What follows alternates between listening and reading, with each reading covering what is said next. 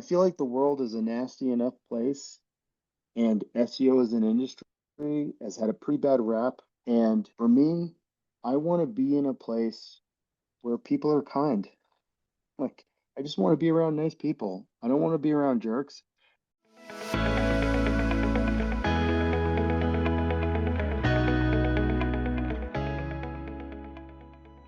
Welcome back, everybody. It is another episode of Jolly SEO's TLDR. I'm your host, Greg Heilers. More importantly, we have as our guest today Noah Lerner. You are the founder of the SEO Community and Director of Innovation at Sterling Sky. Noah, thank you so much for taking the time. It's amazing to be with you, Greg.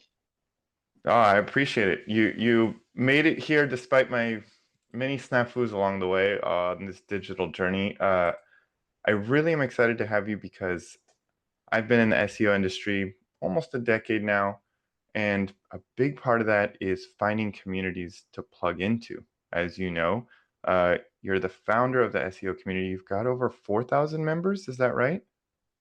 Yeah, we just crossed 4,200. That's awesome. I dabbled in a community on Facebook.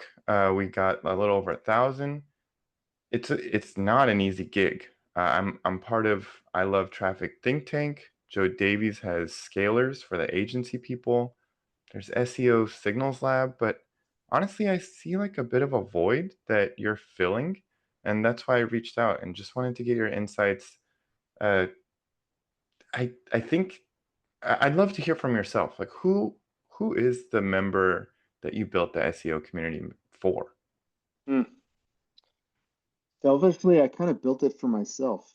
That sounds trite, but it was like with the fall of Twitter, I kept like joining and learning and whatever on all these new social media platforms. There's this huge race to build a Twitter clone in 2023, I guess.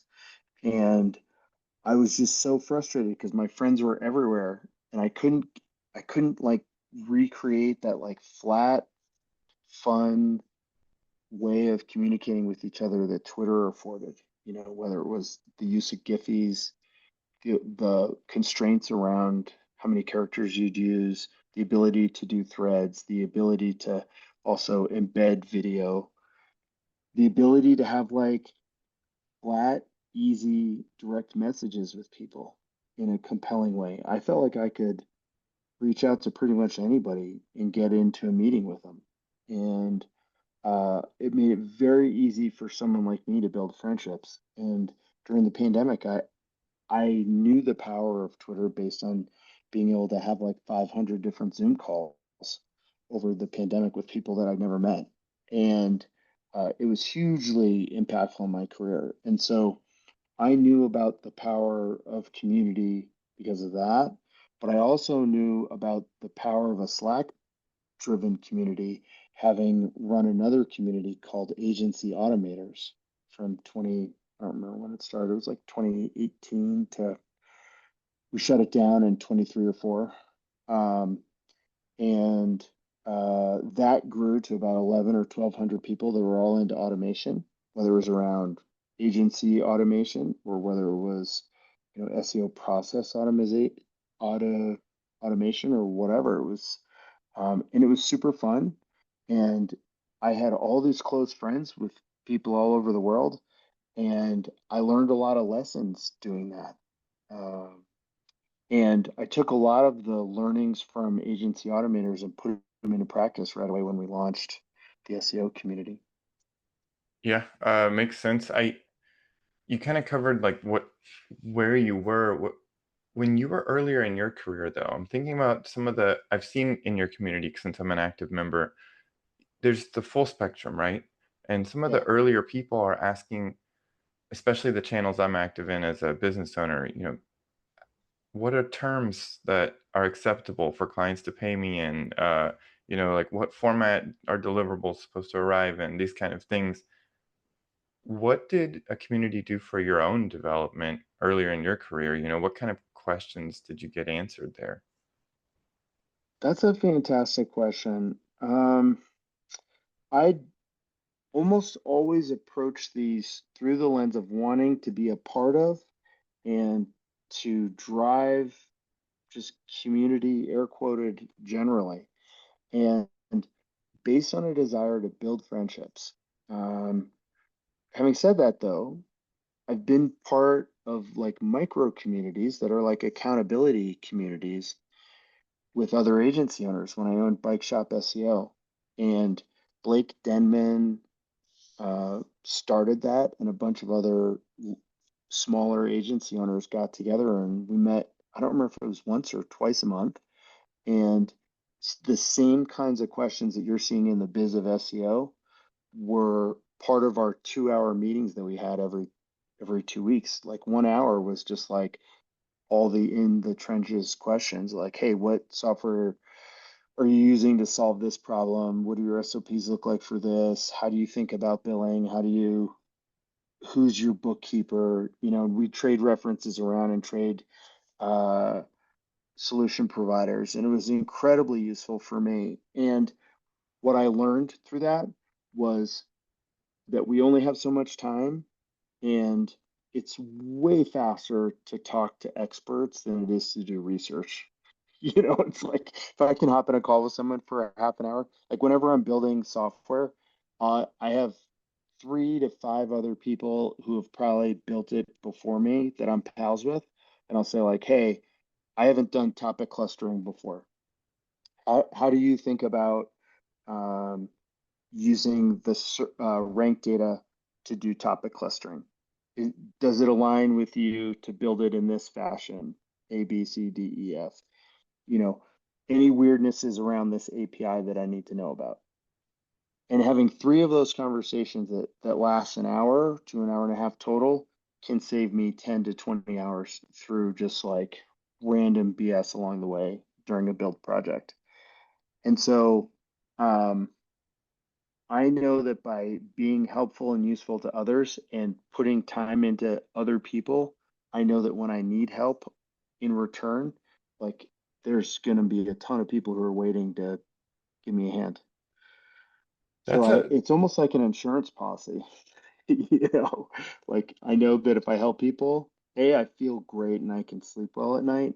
And I'm old now, and I feel like the biggest thing that I can do is have impact on other people's careers and help them accomplish their goals because like I feel like my cup runneth over. And I'm not all religious about it. It's just like I feel so incredibly blessed. I get to do amazing work at Sterling Sky. I get to focus on the exact problems that I want to solve, and I get to help people in their careers on the side through the community. So it's like, on one hand, intellectual curiosity is fed like crazy, and on the other hand, I get to have a big impact on the lives and careers of other folks.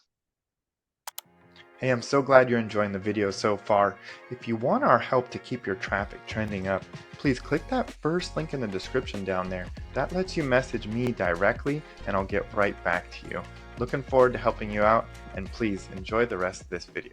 I actually wanted to ask also, I'm imagining it's similar to you, but you've got a really great moderator crew, which Yeah. is really, it's a hard job, right? It's almost Mm. like being a manager at a place of employment. Please forgive the analogy for any moderator listening, but it's you've got to do things that the members aren't going to agree with sometimes, but hopefully you get thanked once in a while. And for everyone who hasn't checked out the SEO community, you should at least log in with a free access to check it out, because the way the communities in my little user vantage point survive is they have to be moderated, because otherwise you fall victim to spammers or negative energy. It needs to be a place where someone can come with any type of question and feel that rather than be belittled, they're going to get a genuinely useful answer. So I was curious,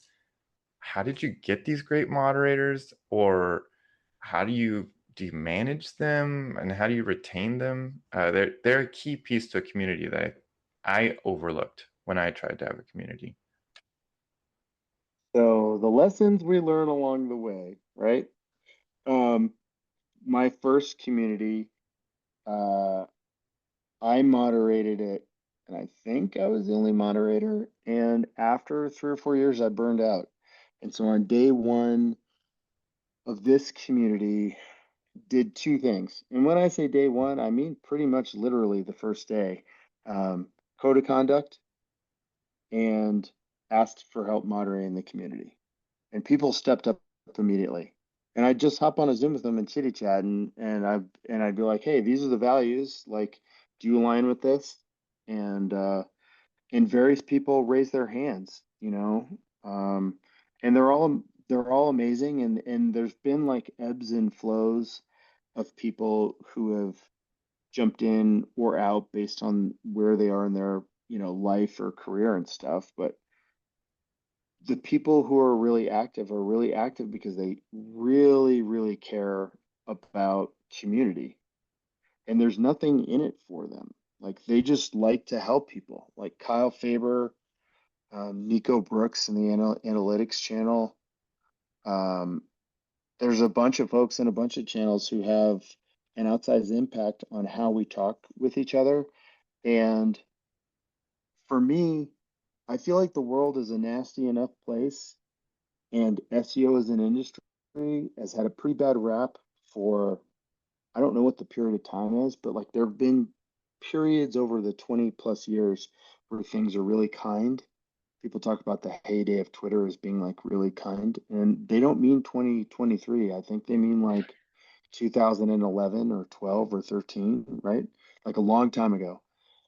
And then they also talk about negative things like different forums where you'd get made fun of at that same time period. And for me, I want to be in a place where people are kind. Like, I just want to be around nice people. I don't want to be around jerks.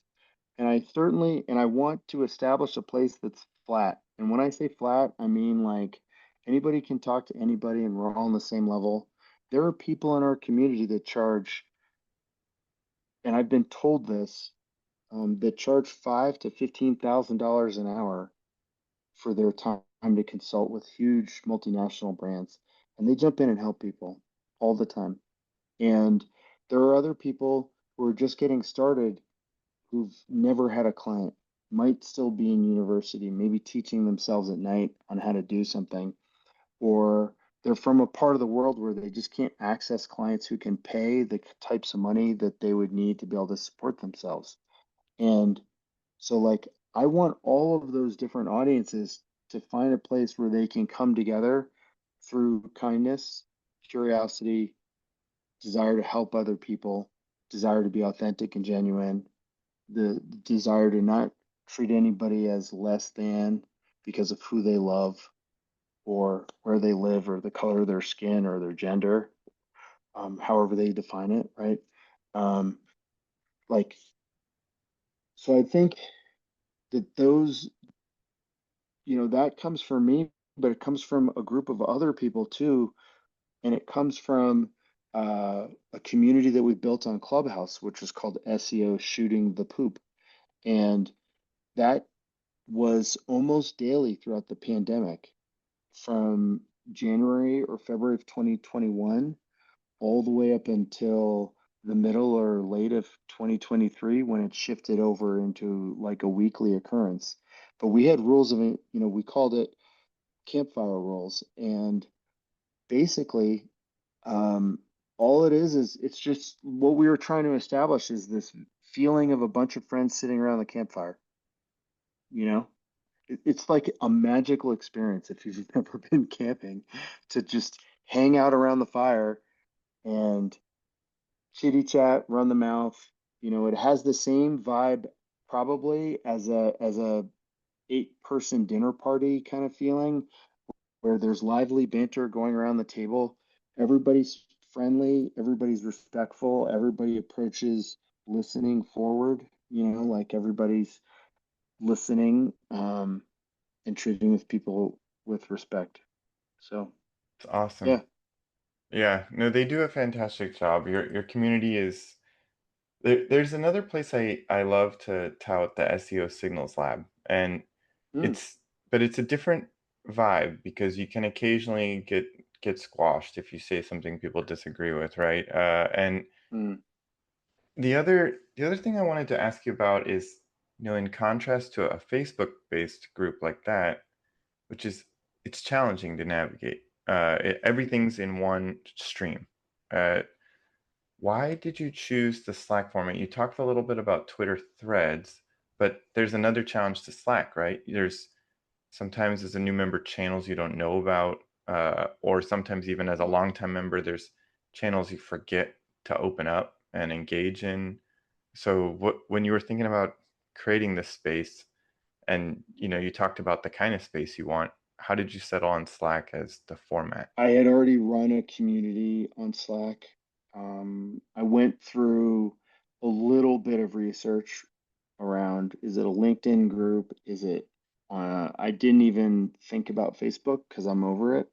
Um, but Circle is a new software application that's pretty rad, and it enables you to like do course content and to run webinars. It's at, I don't remember how big you can go in terms of like the numbers of people, but you can get a bunch of people, and you can have that same kind of like channels activity. And so it came, and I honestly hate Discord, and I hate it. I find it to be super confusing, and I don't really understand why that's the case, but I just have always found Discord to be super confusing. It's a tough And it, interface. Maybe it's our yeah, age. I don't know what it is. It's like I I don't go in there know. and it's tough. Yeah. And with Slack, it just seems like everybody always uses Slack at work. And so it just felt like so easy. It was like we all use this at work. Why would I enforce another platform on people? And then the hard thing was like getting people to be okay with a lack of history. Hmm. That's the biggest problem with the free community, which is that it costs $9 a user if we wanted to go paid per month. And with 4,000 people, what is that now? That's 36. 36,000, 36,000 bucks a month. It's like, no, that's Yeah. stupid. Like I can deal with a lack of history. And I think most people are okay with it when they recognize like the scale of the cost that would be due and the amount of work that would be necessary to support that financially. Like I'd have to spend all my time fundraising, and I don't have time for that. Like this is a side thing that I do early in the morning before I go to work, and I can't have it be more than that, um, because of like how life is. I just can't segment that much more time. Yeah, we talked about that briefly before recording.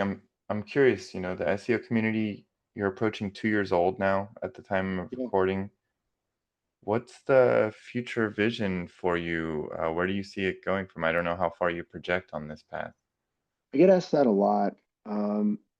I make decisions pretty slowly, and slow and steady kind of wins the race for me. I kind of feel like it's just going to keep growing at 50 to 100 users a month, and it's just going to keep getting bigger and bigger. And I'm totally fine with that super slow pace because I care way more about the quality of the experience than I do about the size of the community. And so long term, really the goal is to keep it be the kind of place that people want to spend time in. Um, from a financial perspective, like we ask people who can afford to join as members to join as members, and we're super appreciative when folks do, but we don't enforce membership because everybody's in the community. Like there are people from countries where they might make, I don't even know, $100 a month. You know what I mean? Yeah, And I mean the I internet cost alone is it's it's crazy. challenging. Yeah, no, Yeah, I was glad to join as a paid member, and I love that you recognize like that it's not that people don't want to be. It might not be an yeah, option. This might yeah, be totally. their best lifeline they can find right now to figure out how to get into this industry. Yeah, totally. And I was talking with Chima about this stuff. She founded the FCDC, and she was just telling me like like their organization, and the reason I asked for membership is A, I don't want my wife to be mad at me because I'm spending all my free time doing this thing, but also like we get to have an impact. Like we donated a bunch of money to FCDC so they could have their only meetup of the year at the same time that Search Africon was happening in Africa. And so they got their members together and we helped make that happen. And there are other things that we do that are behind the scenes to support other organizations, but that's a big part of where the money goes. And it also goes towards us throwing parties, and the parties also serve as fundraisers so that we can afford the software and the tech that we use outside of Slack to make the community happen. You know, I wanted to ask you a member success story, but I think that's a maybe you have one you'd like to share, but that's a really awesome success story that you were able to fund their gathering. I forgot about that story, but I remember reading about Yeah, that somewhere. It's yeah, really awesome. That's what the funds are going to. I was totally unaware. yeah, totally. Um, we post them sometimes, and the success stories are either like, and it's funny how the SEO shooting the poop world has blended into the SEO community. But like one of the biggest things that I got psychologically out of doing the SEO shooting the poop rooms was that we helped over 5 people get jobs just by getting together once a week and just talking about SEO issues. You know, someone would like, I'm done. I can't take it anymore. I'm done with my current role. There is no internal advancement left. I've tried everything to get along with my boss. No matter what, I'm done. And that's how someone could start the room. You know, they could jump in and be like, "Hey, I need help." I it's not that I don't want to stay where I'm at. It's I can't. You know, I'm gonna have a heart attack. I'm financially, you know, they want me to take less money. Whatever the thing is. And helping people get work is the most meaningful part of what we do. And I think also an under leveraged thing is like I offer my time to people. I'll do meetings with people to coach them with their career, and that's under leveraged. Um, and the people who reach out to me, I'm going to help. And it's not like I get 100 emails a month.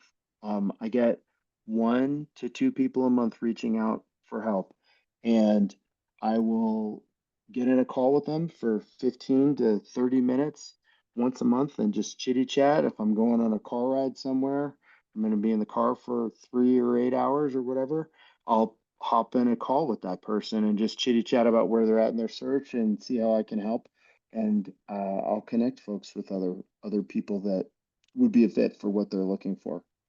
Totally under leveraged. I don't know if the listener needs to hear this, but when someone who's fortunate enough, not that everything's perfect in Noah's life or my life, but if you're fortunate enough to be still in the game after a decade or two, you're more than happy, most of us, to speak with someone who's starting out and want to know what's next, how to reach that Yeah, next checkpoint. So it's definitely an open invitation from my end, and it sounds like you too, Noah. yeah. This has been really awesome. I love to end every interview with one question because I don't always ask the best questions. Is there something I forgot to ask? Something you would love to share with the community that we didn't get to yet? No, except for the fact that I love that question. There are certain interviewers on television Yeah, who will ask they'll ask a question to introduce a guest that they love, and then they'll say, "What did I miss? Did I miss anything?" Um, Specifically for me, it's Rachel Maddow uses that same technique when she does interviews, and I flipping love it, and I use it too. One thing I would just want to leave with folks is concept of radical candor in terms of like making our world a little bit better place. If if you find yourself behaving in a way that's less than who you want to be, like sit with it and see how you can make a change. If close friends of yours are behaving publicly in ways where they're letting themselves down and letting others down, people with big audiences who are saying stuff that they shouldn't, let them know via DM that what they're doing doesn't live up to the standards that they'd set for themselves. And just try and be kind and be helpful, and it'll get you incredibly far. I know you didn't ask about that, but like, if there was one core message or one thing that I think has led to my small monicum of success in the world, it's just being flipping nice to people and trying to help them consistently over a long period of time, and consistently trying to make myself impossible to ignore from a hard skills perspective. And over time, that's morphed into a huge tech skill set and a massive network. And not only that, but I like actively trying to help my friends all the time, because I know that it makes the world a better place, and it makes me happier, and it lets me sleep at night. So hopefully that helps. I think it will, Noah. I really appreciate it. If you're looking for help or just a great community to hang out in, I definitely recommend you check out the SEO community. Noah, thank you so much for coming on. I really appreciate it. Sure. Take it easy, Greg. You as well.